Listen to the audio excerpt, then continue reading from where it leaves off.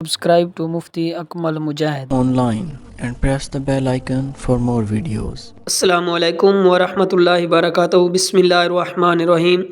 ऐशा बीबी लाहौर से सवाल करती हैं कि अगर औरतों के मखसूस अयाम चल रहे हों, हैज़ व नफास चल रहा हो, कि शब बारात की रात वो उनको कुरान पाक की कुछ सूरतें याद भी हो, क्या वो कुरान पाक की सूरतें पढ़कर अपने वालिदैन को इसाल सवाब कर सकती हैं या नहीं कर सकती?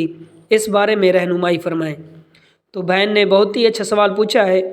तो सबसे पहले कि हैज़ क्या होता है और नफास क्या होता है। कि हैज़ जो है कि ये औरत को हर माह में उनके लिए तीन या 10 दिन मखसूस होते हैं कि इन 3 दिनों में या 10 दिनों में जो औरत को खून आता है, ब्लीडिंग आती है, तो उसको हैज़ कहते हैं। इसी तरह कि नफास क्या है। नफास कि जब औरत को बच्चा पैदा होता है, तो बच्चा पैदा होने के बाद जो औरत को ब्लीडिंग आती है, खून आता है, तो उसको नफास कहते हैं।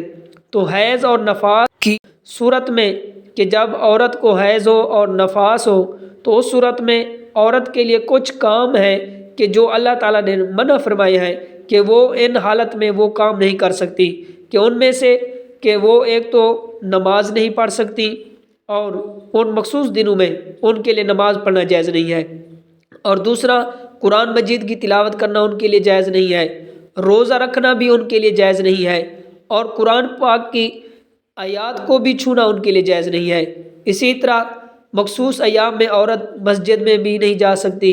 इसी तरह शब बारात की रात में कुरान ज़बानी पढ़कर अपने वालिदैन को सवाब करना औरत के लिए जायज़ नहीं है, और ना ही शब बारात की रात वो नवाफिल पढ़ सकती है, ना ही किसी और दिनों में मखसूस अयाम में वो ना तो नवाफिल पढ़ सकती है, ना ही कुरान की तिलावत कर सकती हैं। कि ये चंद चीज़ें हैं जो औरत के लिए इन मखसूस दिनों में, हैज़ और नफास के दिनों में उनके लिए करना ये जायज़ नहीं है।